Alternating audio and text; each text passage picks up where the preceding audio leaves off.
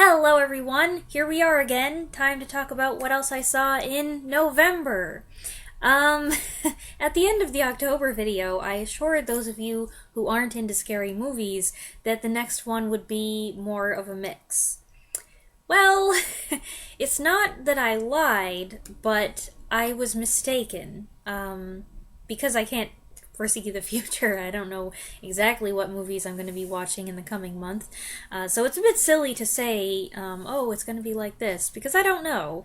A few of the films that I'm going to talk about today do technically fall into the horror genre. Not all of them, but most. Starting with number 1, 1961's Creature from the Haunted Sea, a notorious cult favorite from Roger Corman, who took a shoestring budget and divided it to make 2 movies, then used the little extra left over to crank this out in just a few days. A mobster agrees to help Cuban refugees fleeing the revolution transport a cache of gold, planning to get them to change course by scaring them with tales of a sea monster. But then the monster turns out to be real.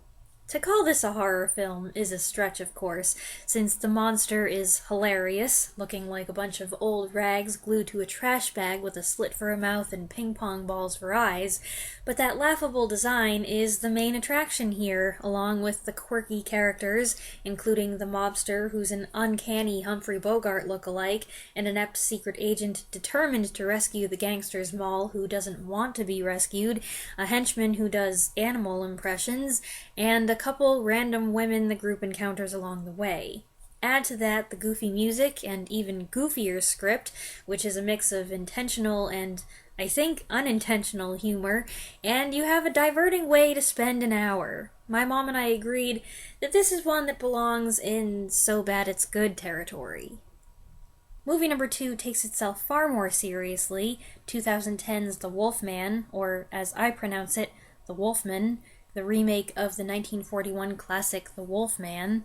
Benicio del Toro stars as Lawrence Talbot, a renowned stage actor returning to his estranged father's estate to find his missing brother at the request of his brother's fiancée. Unfortunately, just before he arrives, his brother's body is discovered, and rumors swirl that he was the victim of a werewolf. This film is significantly more violent, bloody, and graphic than the original. It's got a number of jump scares, and is a pretty noisy movie in general. In a way, it reminded me of Tim Burton's Sleepy Hollow, both in the degree of violence and gore, and in the sense that it starts in familiar territory before taking a completely different turn and going kind of nuts. The link between the two films? Both were scored by Danny Elfman. Benicio del Toro is a compelling Lawrence Talbot, though the film doesn't focus so much on the desperation and dread that typifies Lon Chaney Jr.'s portrayals of the character. There are a couple twists, including a pretty big one that was mostly a surprise, and I'm not sure how I felt about it. Both versions of the story have elements of Shakespearean tragedy, but I find the older take on the father-son dynamic more meaningful. Although maybe that's just because I'm a Claude Rains fan. Anthony Hopkins co-stars as Talbot's father and does his thing. Emily Blunt plays Gwen, and there's something sincere and appealing about the relationship between her and Lawrence. And Hugo Weaving plays an inspector from London, the character combining traits of a real detective from the Jack the Ripper case and Professor Van Helsing. And Geraldine Chaplin makes a brief appearance as Maliva the Gypsy. Without a doubt, I prefer the older film. I'm sure that surprises no one. But I did like this well enough, barring a few moments here and there that I thought were a bit much. Movie number 3 is 2011's Cowboys and Aliens, which, despite the title, is not a horror movie. It is a sci-fi action-adventure western. Daniel Craig's character wakes up in the middle of the desert with no memory, wearing a strange metal bracelet. He gets embroiled in a local dispute and finds out he's wanted for murder, among other things, when suddenly aliens show up and start attacking. I remember when this movie came out. For some reason, I thought it was a comedy, and a stupid one at that, and so I dismissed it. I'm not sure what changed, but 10 years later, I approached it with a very different mindset. I don't know why something like this isn't done more often. We've just about exhausted the present-day alien invasion, monster apocalypse concept, so why not have such a scenario unfold in a time and culture totally different from our own? It doesn't have to be aliens, though a spaceship appearing out of nowhere and attacking the bewildered folks right in the middle of a tense confrontation is pretty great. Though it does have a few funny parts, this is not a comedy. I was really wrong about that. Just about every cliche of the Western genre is given a nod, to the point that I'd say it's solid as a Western and solid as an alien movie, which it ought to be with so many big names attached, including Ron Howard and Steven Spielberg. Not that everything they touch turns to gold, but I do have certain expectations. I liked the movie. My mom really liked the movie. She especially got a kick out of how cool the male leads are. She practically cheered every time Daniel Craig did anything to Paul Dano's twerpy character, and for someone who's not really a fan of Harrison Ford, she sure was excited when his character was introduced. I'd say this is like The Bourne Identity meets the Dollars trilogy meets Indiana Jones meets The War of the Worlds. An unusual combination, to be sure, but entertaining in its execution and with a solid cast. Besides Craig, Ford, and Dano, there's Sam Rockwell, Keith Carradine, Adam Beach, Clancy Brown. He was in Buckaroo Banzai, says my mom, and Olivia Wilde as a mysterious female gunslinger. Movie number 4 is a silent film. I do watch those occasionally. The 1927 version of The Cat and the Canary, in which a millionaire's relatives gather at his spooky old house 20 years after his death to finally hear the reading of his will. When the heir is revealed, somebody in the greedy group becomes determined to have the heir declared insane and therefore unable to inherit. The story is based on a popular stage play by John Willard, and the translation to the screen is excellent. German expressionist director Paul Lenny, who also made The Man Who Laughs with Conrad Veidt, emphasizing visuals and camera tricks to great effect. It's actually a mix of horror and comedy. There's plenty of spooky imagery, but there are silly antics too, especially from one character. Even the severe witch-like housekeeper, a Frau Blücher type, is comical, perhaps by association. Speaking for myself, I think my enjoyment would have been more thorough had it focused solely on being a weird, atmospheric horror film, but oh well. The film was remade in 1939 with Paulette Goddard and Bob Hope. I've seen a lot of movies from 1939, but not that one yet. I'm not sure which is considered the superior version. I know that both have their fans, but it seems to me they must be quite different. Once the busyness and hullabaloo of the Thanksgiving holiday and having company over was past, I thought it would be nice to give my mom and myself an overdue treat, so we sat down to rewatch one of our favorites, the 2004 miniseries adaptation of North and South with Daniela Denby-Ashe and Richard Armitage, which is a slow-burning romance set against the backdrop of the British Industrial Revolution based on a book by Elizabeth Gaskell. I reviewed this one way back in 2015. I'm not sure how good that video is. I do remember it was one of the first times that I got a copyright claim from the BBC. Thanks, guys. I do know that I got a little bit, a little bit wound up in it, because, well, it's hard to talk about this movie without getting a little silly over, just how absurdly attractive Richard Armitage is in it. Anyway, I love the movie as much now as I did then. I don't know how thorough a review it was, but I'm too scared to go back and find out. The bummer is that the DVD stopped working right at the beginning of the fourth and final episode, and if you're familiar with North and South, you know that's where things finally turn around and all the best stuff happens. When we set out on this 4-hour journey, we hang on through the disastrous first impression, and the angst, and the character deaths, and the blatant misunderstandings, because the way things resolve is just so lovely, and the last scene is one of the most romantic endings ever. So, to have the whole thing go kaput before we get there... It doesn't matter that we've seen it well over a dozen times. We wanted to see it again. I spent an hour cleaning the DVD, cleaning the player, the best ways that I could figure out how to do that without, destroying everything. Doing everything I could to get it to play without success. I looked at multiple websites, and then the next day we tried it on my player, and it worked for about 6 minutes, and then...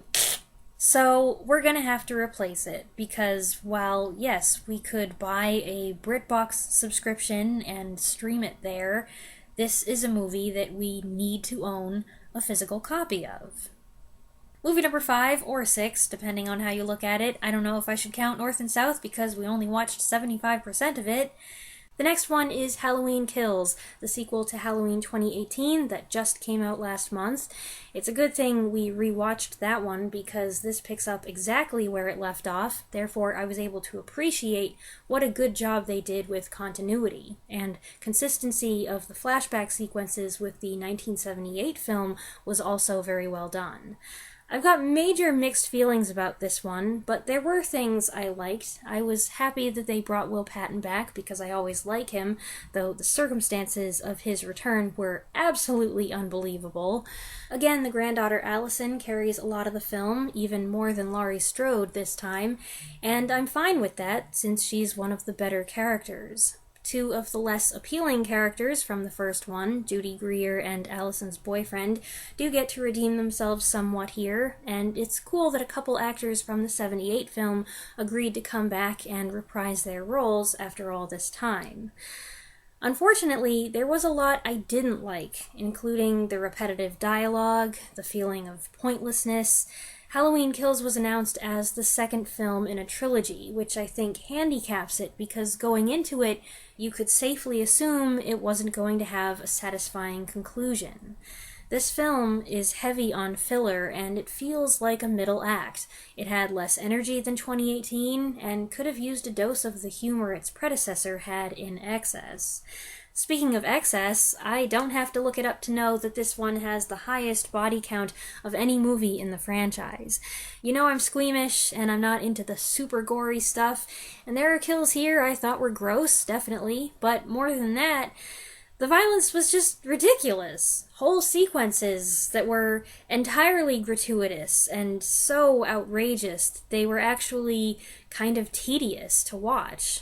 I don't really care how creative the writers are when it comes to giving Michael Myers new ways to kill people. At a certain point, it gets so bombastic that it's not interesting anymore. And then the message is sloppy. There's a lot of talk, but it just goes in a circle. And as for the vigilantes, I'm fine with a storyline where scared people get carried away and then realize the evil of the mob mentality. But the double standard this movie presents in the final act is really off-putting and dangerous. Again, the Halloween franchise, it's not my cup of tea, it's not my thing, so take what I say with a grain of salt.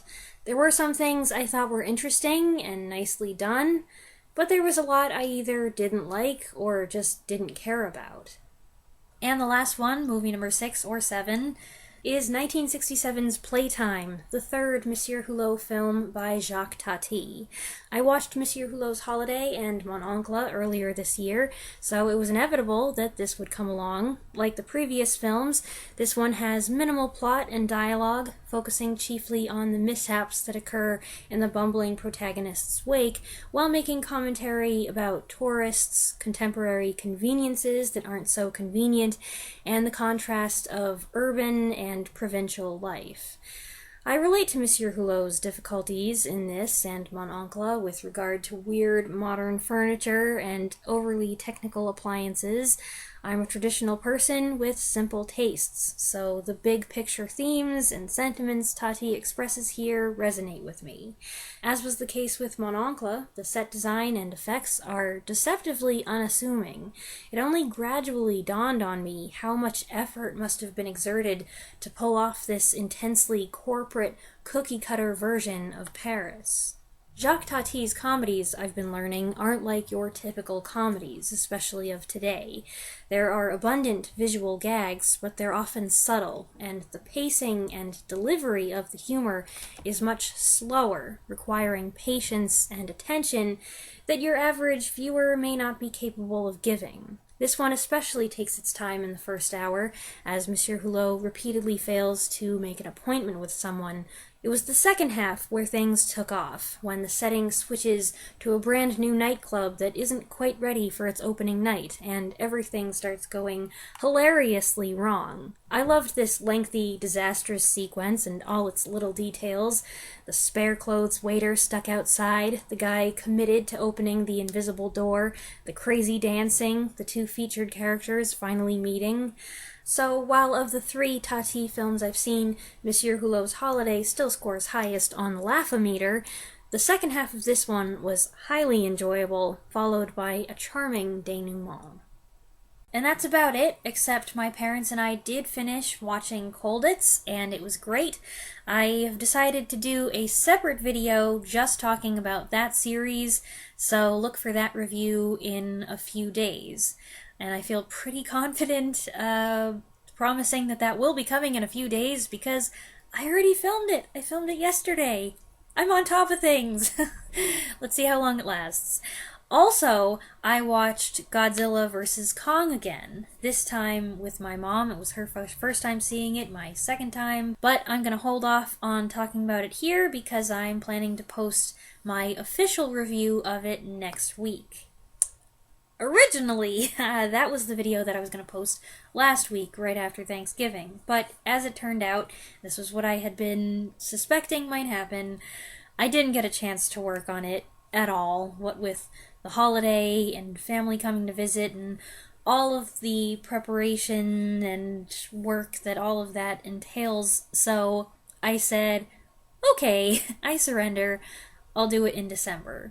Honestly, I would have been pretty hard on myself for this, but so many of you encouraged me not to worry about posting and to just enjoy the week, and that's what I did. Not that it was easy. For one thing, there was a lot of stuff that I had to do that week, but also to keep videos flowing, I have to plan ahead and multitask and be ready to film at certain times, and I've been in this must keep going, what's the next thing, gotta stay ahead mindset for so long that letting things grind to a halt for even just a week really doesn't sit well with me. It's kind of scary. But ultimately, I think it was for the best, and so I thank you for being so supportive and understanding what I needed to do even if I didn't. Yeah, I really appreciated that. Anyway, I hope you enjoyed hearing about this collection of films. Let me know what you think of any of these movies if you have seen them in the comments below. I always look forward to hearing what you all have to say, and I will be back in a few days with another video. Thanks for watching.